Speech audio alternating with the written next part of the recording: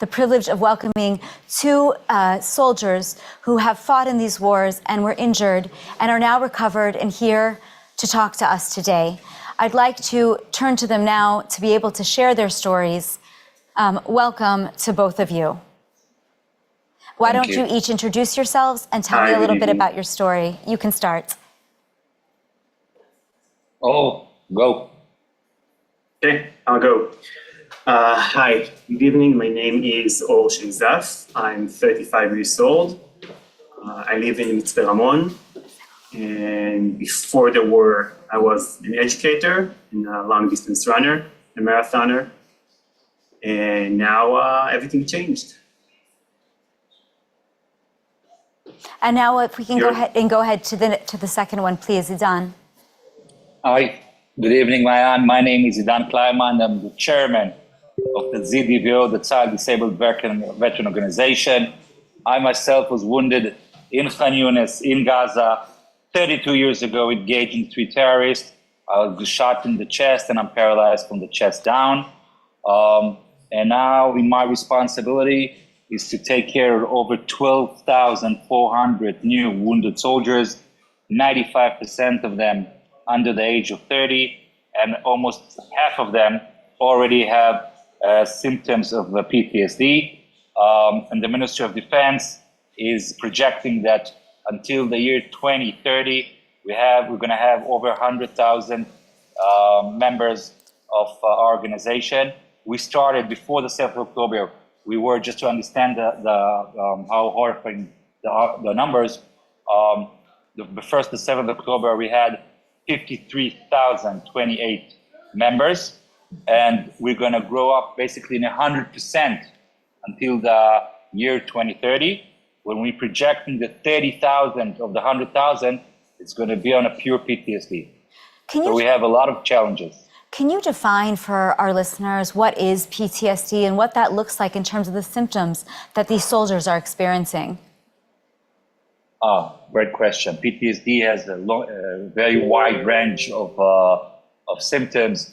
It can be from a very hard level of PTSD when a person cannot even function, even if he doesn't have any physical injury. He has a really hard time with a lot of anxiety, a lot of fears. Basically, it's like taking him apart, and every incident, every noise, every smell is reminding him of the battlefield and making it very hard to function. And we are in the organization have multiplier programs like a resilience farm and a lot of other outdoor action to make it easy for them the transition from being a hero warrior to a guy that has a severe PTSD. So we have a lot of programs that take care of it, but also it's a daily challenge to function and to be independent with this disability. Or maybe you can tell us a little bit more about your story and what you've been experiencing and the type of treatments you've received in order to get through this very challenging time. Yeah, sure, or go. So I was recruited as a reservist on October 7th, and on December, actually during Hanukkah holiday, me and my unit, we found a shaft, an entrance to a tunnel, and then it exploded. It happened in Khan Yunis, exactly where Ilan got injured 32 years ago. So for me, it was almost 1 year ago. And since back then, I'm going through rehabilitation. In the first almost 3 months, it was in the hospital. And when I finished my hospitalization time, I got into Bet HaLochem in Be'er Sheva, which for me was happy but also bitter thing to go through, and I'll explain. Just a few months before the war started, I happened to drive by Bet HaLochem Be'er Sheva, and I looked at it and thought to myself, wow, it looks like such a great place as a sports person looked like such amazing facilities. And I thought to myself, wow, that could be such a great privilege to have those facilities and to be able to use them. And then immediately I realized what it meant, and told myself that I absolutely don't want to do that. And here I am today. I eventually got the ability to use those facilities.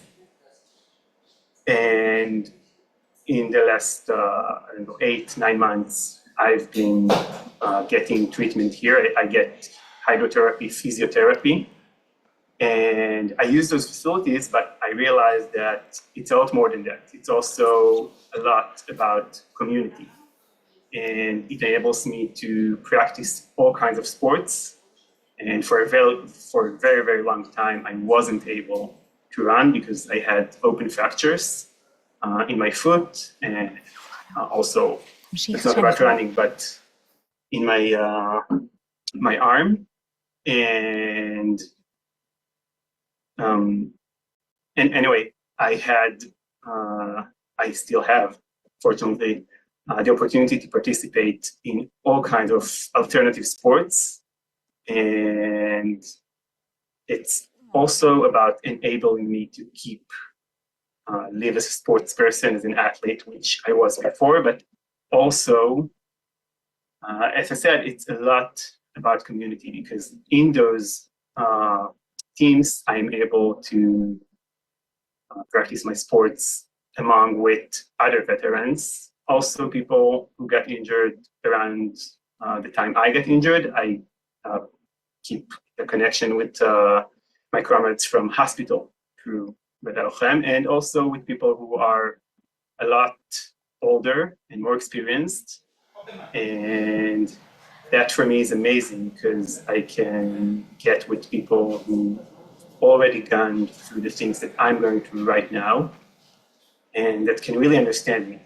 And back at home, I am surrounded with very, very supporting friends and family, but they can never understand what I'm going through. Or thank you so much. It's really incredible to hear your story.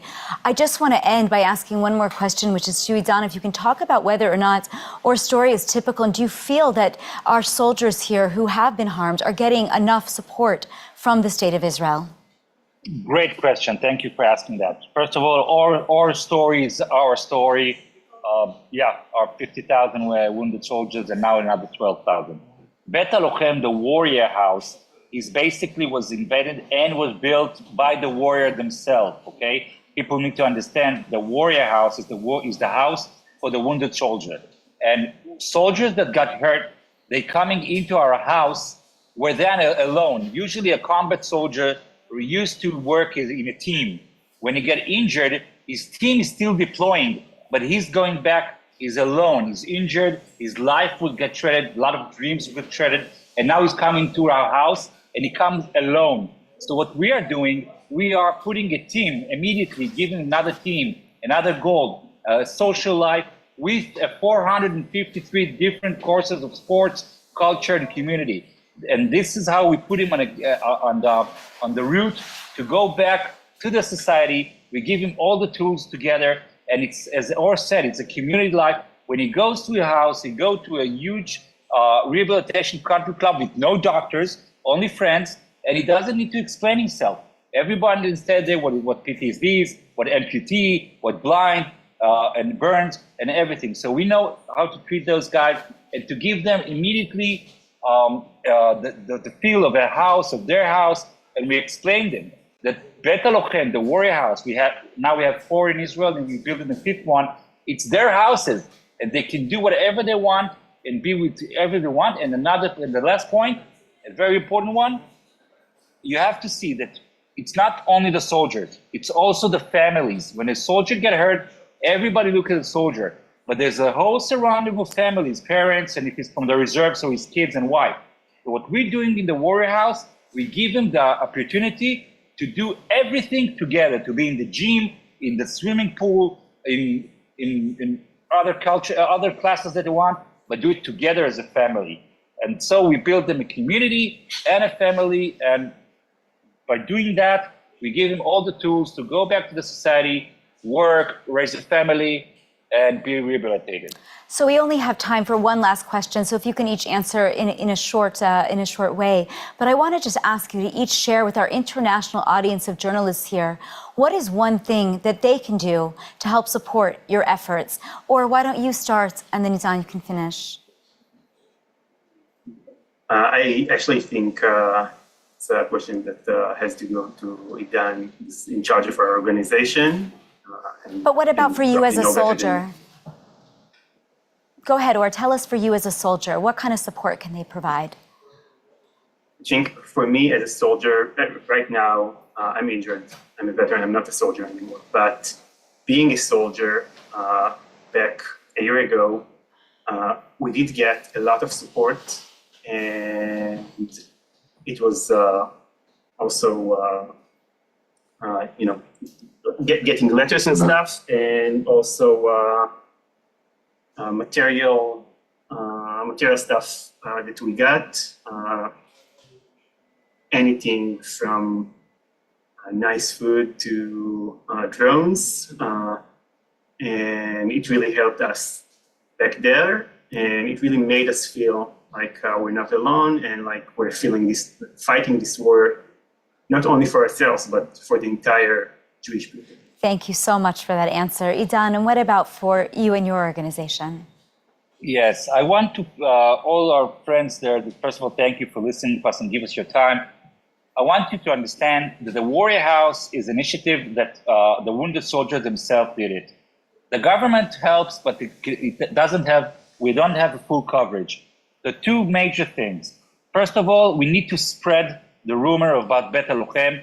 So every Jewish house will know, or every person like Israel and the soldiers would know that there's a Bet HaLochem, this exists, and to help and support us. And the second of all, I want everybody to recognize how those brave guys are, how amazing they are. This is my fifth cycle of war from the Second Lebanon War. And I got to say that those wounded soldiers, the guys from the 7th of October and the last year, they are so amazing. They're so heroes. We love them. We'll support them. We need to hug them. And the recognition of all the Jewish nation, all the Jewish all over the world, it's very important to them. So it will help them to push forward and rehabilitate. And when we say Am Yisrael Chai, and when we say that all Israel are brothers, it means that all the Jewish people from all over the world need to come and help us and support us to push this amazing project to help the wounded veterans. Thank you, Ilan, and thank you, Or, both of you. Thank you so much for sharing your stories. For those of us, thank you very much. Of course, for those of us in Israel and for the entire Jewish world, it's almost unfathomable that more than a year has passed since 6,000 Hamas terrorists and civilians breached Israel's borders, slaughtering over 1,200 of our people and kidnapping more than 250 others. In the past year, we've watched as our young men and women have entered Gaza and Lebanon, fighting for our security. Hundreds gave their lives in this cause. We all know someone. None of us is untouched. To honor 1 year since October 7th, the GPO has prepared a brief video. Let's take a look.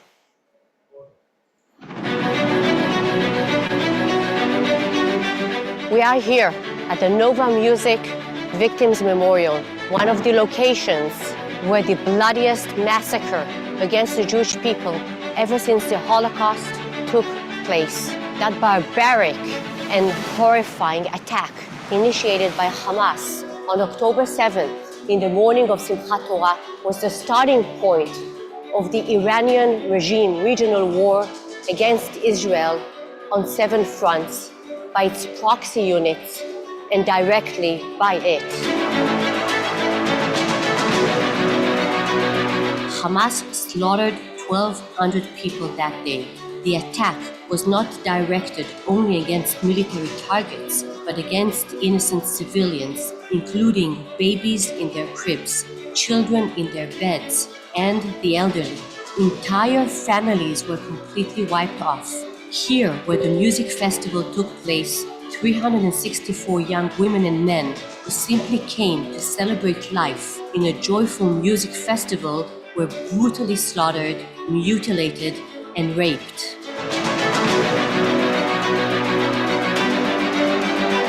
The attack began with more than 4,300 rockets being launched upon Israel, followed by the infiltration of thousands of terrorists on vehicles, motorcycles, trucks, and paragliders after having shattered the Gaza-Israeli barrier. The terrorists entered the kibbutzim and cities along the Gaza Strip, massacring both soldiers and innocent civilians without any distinction, committing genocide and the worst war crimes. They slaughtered and beheaded people and babies, burned them alive, and kidnapped innocent and unarmed civilians. 251 people were taken hostage on that horrifying day, some alive and some dead. The terrorists committed those atrocities simply because the victims were Jews or affiliated with them. In our northern border, Hezbollah has been attacking Israel on a daily basis since the beginning of the war, and Israel had to evacuate most of the northern civilians from their homes to keep them safe. On October 27, 2023, the IDF began the ground operation in Gaza, destroying Hamas's infrastructure and tunnels, seizing enormous quantities of ammunition, and conducting a manhunt after Hamas's leaders responsible for the vicious attack, so that Hamas would be stripped of its military capacities to attack Israel again and again.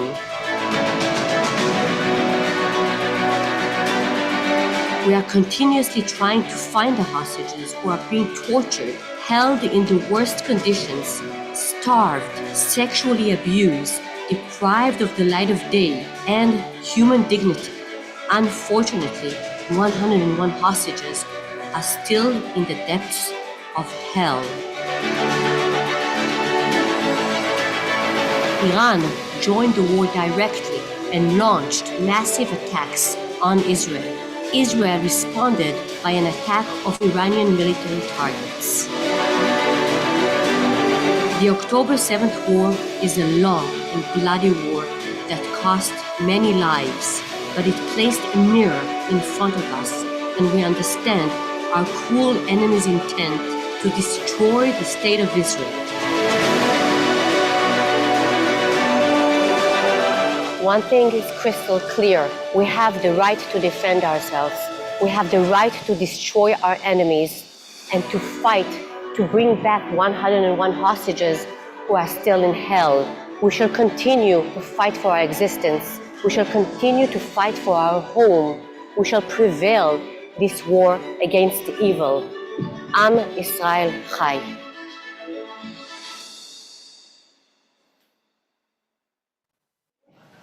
Wow, another very powerful and important film. I now have the privilege of welcoming Minister of Diaspora Affairs, Amichai Shikli, for a short interview. Thank you so much for joining us.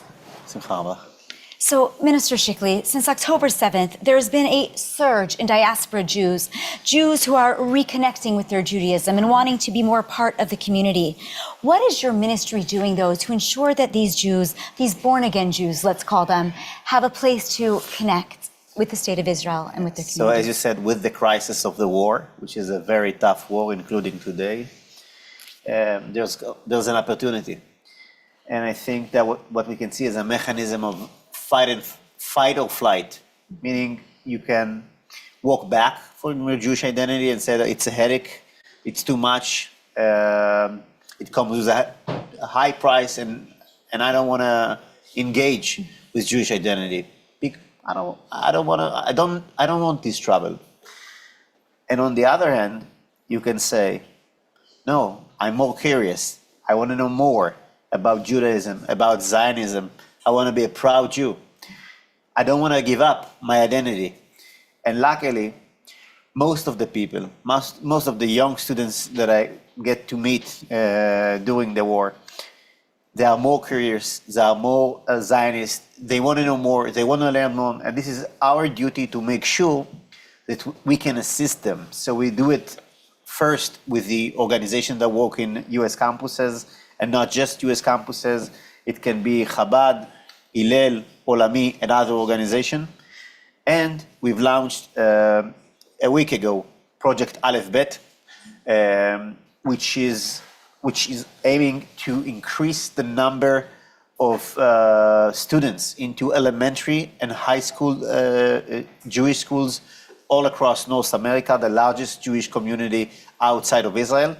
And I think that it's important that although we have a significant economic crisis and the costs of the war are very, very expensive, still we managed to allocate a significant budget for Jewish education, to empower Jewish education, and also it's not just for this year, but also for the next year. It's amazing. I mean, I was actually curious about that because I remember speaking about the Aleph Bet program before the war and didn't know if it would actually be able to start.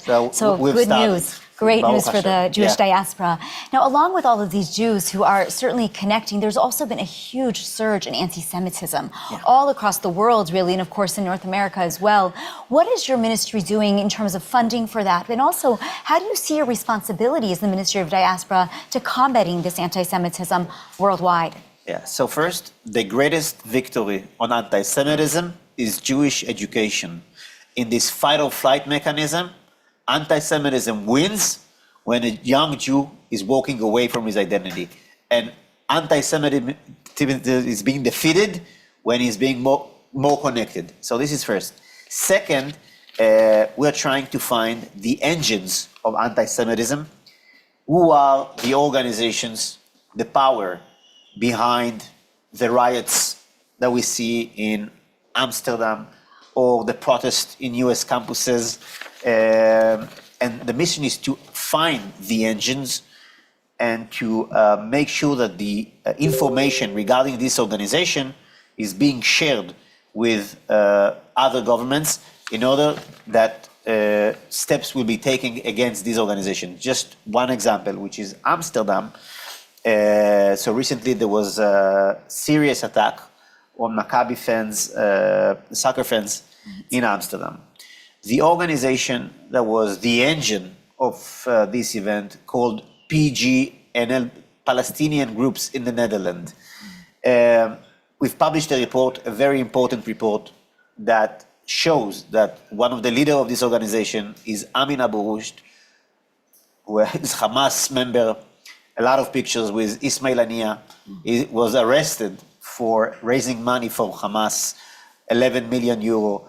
And he was not alone. These are several leaders in this. And I'm just saying that sending this report to the Netherlands government and make sure that this organization cannot function anymore and the people will be deported from the Netherlands, hopefully. That is, I think, the mission in terms of combating anti-Semitism. Same goes to the US with similar organizations, more sophisticated. Could be CARE, AMP, SJP, all these organizations, they are the engines behind the protest and the assaults against Jews in North America. And by the way, just a month ago, you had another organization related to PFLP, not Hamas, but like the secular terrorist group of PFLP. And this organization was banned from operating in both Canada and the US. This is part of our mission in combating anti-Semitism. And you sort of answered that question with saying you sent this report to the government in the Netherlands, but because who does receive these reports and are people covering it? You know, we're here at a media conference and I feel like a lot of this information that you just shared just doesn't make it into the mainstream media. So what do you do about that? We have 500,000 people who saw it on X, on Twitter. That is regardless to the fact that we have sent it to the official people in the Netherlands who are responsible. And we saw in the parliament that they were using our report in the discussion in the Netherlands parliament. Same goes to Samidun. We visited Canada a year ago. We shared the information regarding Samidun with the authorities in Canada. Not all the reports create, let's say, a buzz in the media, but the report about UNRWA, nearly 1 million views on X. The report about Amsterdam, 500,000. This is very serious. No, that is serious numbers.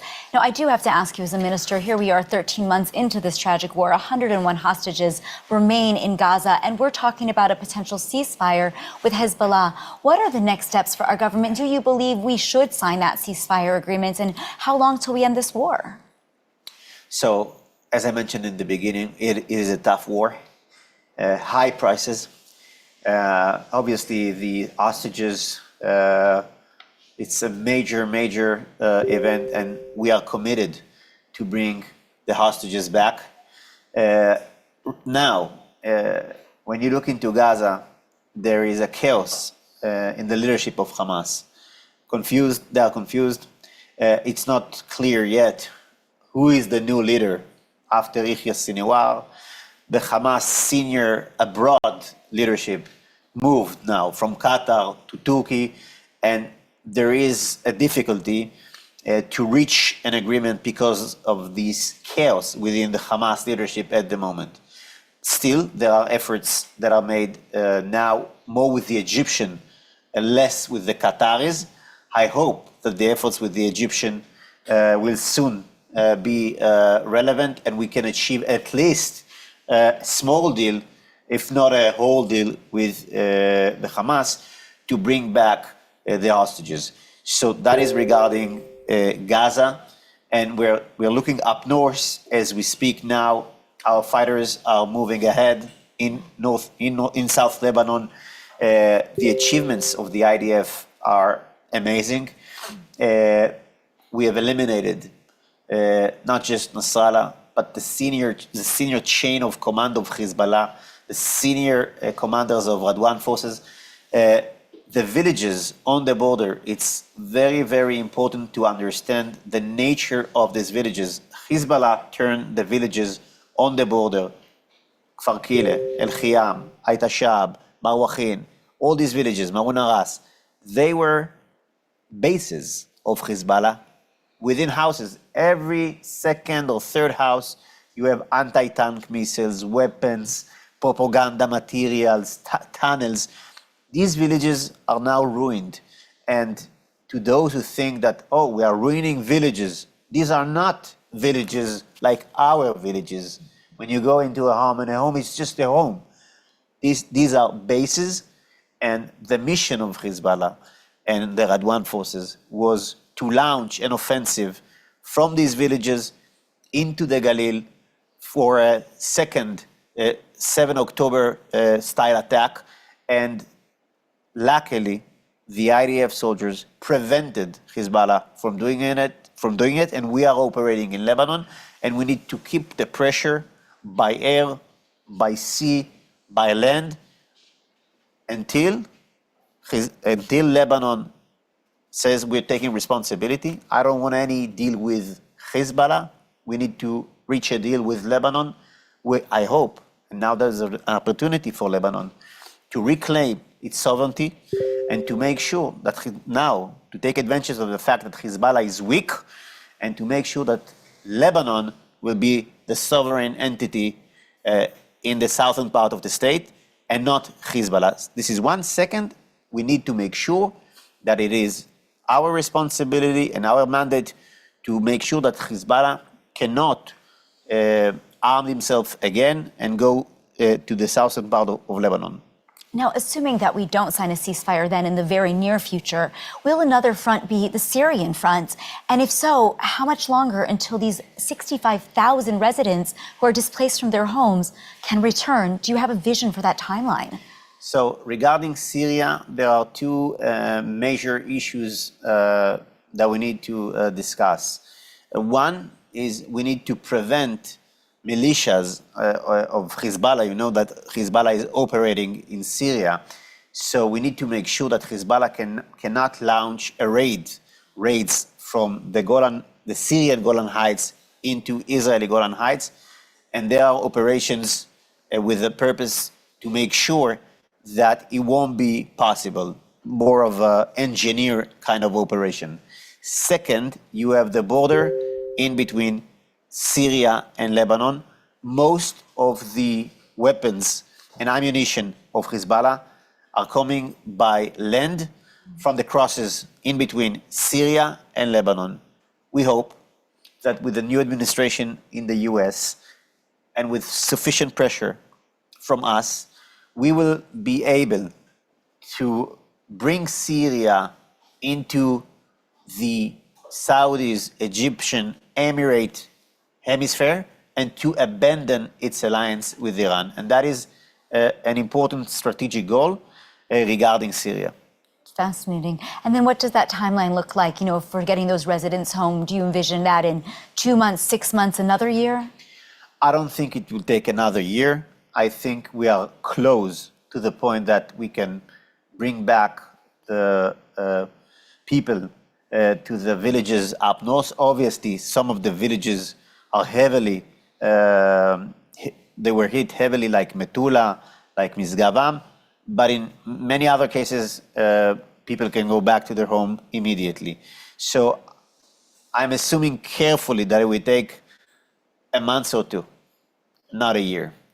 So let's hope for that. Bezrat Hashem. Bezrat Hashem. Now, I do want to turn to the Haredi draft bill. Sure. Our men and women are dying here every day fighting this war in Lebanon, in Gaza, and the largest part of our population, the fastest growing, I should say, part of our population, not yet the largest, is not serving in the Israel Defense Forces.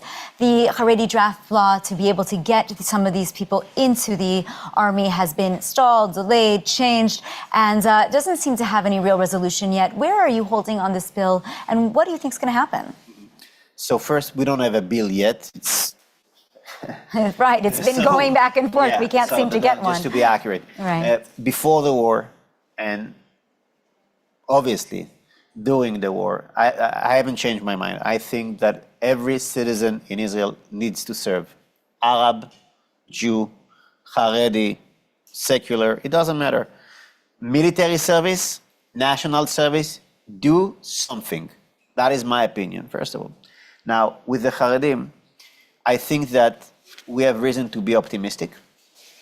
Not because of the leadership, it's tough with the leadership, but because of the young generation. Really? I have many friends, some of them walked with me, and there is a dramatic change in the young generation of the Haredi society. They are much more engaged, involved. They want to be part, but they are afraid. They are afraid that they won't have the shidduch that they need. They are afraid that the society will judge them. And therefore, I think it is very, very important to do the maximum that we can do to reach a point that we can bring a law with the leadership of the Haredim and with the tools that are relevant to bring them into the army. Currently, there's a new brigade, the Haredi brigade, saying out loud, we don't want here to blend the Haredim in Israeli society. We don't want them to change their way. There will be Torah learning. It will be glad kosher. It will be with separation between boys and girls. These are prices for us as seculars, for the IDF to pay. And I think it is important to pay these prices in order that the Haredim can preserve their way of life. And we need to be very open and say, we don't want to change your way of life, but we do want to bring you with us to this sacred mission of protecting the people of Israel. I think this is the greatest mitzvah that you can achieve. And I think that it is obvious, and we see it with the fallen soldiers in the past months, some of them great Talmidei Chachamim, left families behind, many children, and you see their faces, and you're saying that they are Talmidei Chachamim, they are Lochamim. It does not contradict. It can go together. You can be Talmid Chacham and a man of Torah and a warrior. Yeah. That's how I see it, and I hope we will succeed. It is very, very complicated. Yeah, very complicated, and I'm into that vision. So I want to ask you a little bit about the U.S. elections or the aftermath of the U.S. elections. In America, we saw around 79% of Jews supported Kamala Harris in the election. In Israel, all the polls showed that the majority of Israelis supported Donald Trump. But here we are, we have a new administration, and there's got to be some sensitivity between the two communities. In your role, it must be very difficult to be the person meant to connect these two communities who clearly have some different viewpoints. What is your vision for ensuring that this transition to the new administration goes smoothly, not in terms of the political side, we don't need to talk politics, but in terms of the peoplehood? Look, I don't think that there is a tension in between the communities because of, I respect people who voted for the Democrats, and I respect, obviously, people who voted for the Republicans, who are much more closer to my opinions, and I think that's not a secret. I think that the way I look at it is from the Israeli perspective. We remember the Abraham Accords, the Golan Heights, the recognition regarding the Golan Heights, the embassy. We are hearing the statements and previous statements of people like Marco Rubio, of Mike Huckabee, Ali Stefanik, I think one of the greatest warriors against anti-Semitism. Not even Jewish. That I really admire. I really admire her. She's so courage and so brave, and I think that she managed to reach a point that 3 out of 4 of these head of universities that did nothing in order to fight resigned, and I think that this is something which is very, very significant. That these kind of people will lead the U.S. and they are very pro-Israel. And I think that, in my view, that's what important. I fully respect the other opinions, but I look at it from here, from the perspective of Am Israel, of the state of Israel. Now, we can have different views, but I don't think, and I don't feel in my work with the Jewish community that this is an issue of tension or disrespect. I think we can handle the situation, and there was no balagan regarding this issue. Now we have the war, and that's what matters. We don't have time for these discussions. It's totally fair. So we have time for 2 more questions. I want to ask you one practical and one visionary. Practically, you mentioned the Aleph Bet initiative, the ability to help get more students a Jewish education at a more reasonable price. I know that I had the fortune of being at the Jewish Federations of North America General Assembly. That issue came up many times. So just give us a little bit about the program itself and what that's going to look like in the next year now that you've launched it. What does it mean? Mm-hmm. So originally, the idea was to allocate a significant amount of money together with the Federation. We worked very close with Eric Fingerhardt, with organizations like Prisma and others, and major philanthropic foundation. The idea was to make sure, first and foremost, that Jewish education will be at the top priority of the Jewish federations, and not just like the big organizations of JFNA, but also locally, like the Federation of Detroit, the Federation of New York, et cetera, to make sure that Jewish education will go up in terms of the strategic goal. And we thought that if we can bring together all these players and to invest a lot of money in these kind of projects, we can reach a change and bring more students to go into both elementary and high school and Jewish high schools. So in terms of how it works, the first year is more of an experiment. It is like a startup. There are about 10 different projects, Prisma, Tamim, Tikva, working with the Crown Foundation, Com Foundation, many organizations, and the variety of projects. It's not one project. Each and every project, they have very specific goals that they need to reach. And a year from now, we will examine the different projects. We will see what worked, what didn't work. We will learn, and we will make better investments in the following year. That is the philosophy behind the project. It's not one, but several projects together. Interesting. Now, Minister Shikli, we are 13 months into this war. Anti-Semitism, as we mentioned, is on the rise. Do you still have hope? Do you have a vision for where Israel will be 12 months from now? So I just saw a survey, global survey, out of Israel, saying the happiest countries under 30, and Israel is number 2. I saw it today, it was recently, and this is amazing. And I think it's not a coincidence that our anthem is a tikva. We have in our DNA this deep belief that eventually this world is good.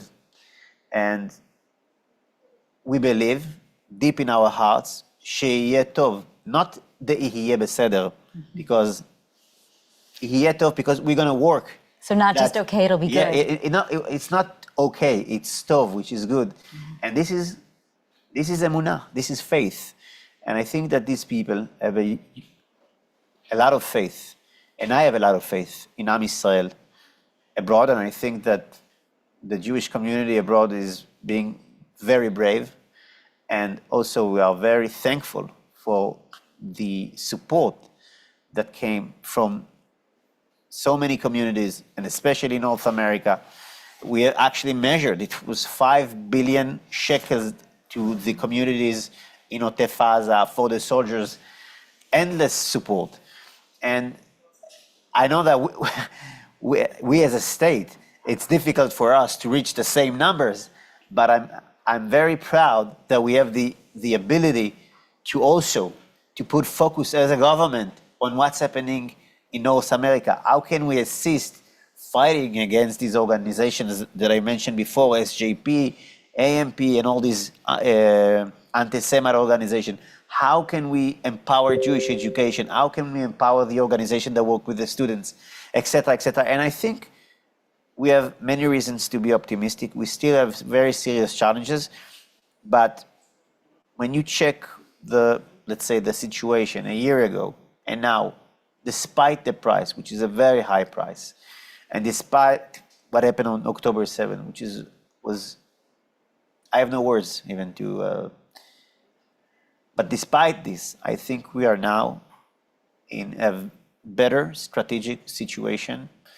The Iranian lost 2 hands of this octopus works against us, and learning about the policy, I just saw it now, of a maximum pressure on Iran, I think we can reach a situation in which Iran is no longer the main force that shaped the Middle East, but it will be Israel, it will be the US, it will be the Emirates, hopefully the Saudis, and we will bring a whole different future, not just for our citizens and our children, but also for the children of Lebanon and for the children of Jordan and Syria. Be'ezrat Hashem. Wow. Well, thank you so much, Minister Shikli, for being here today. So it's always a pleasure to be able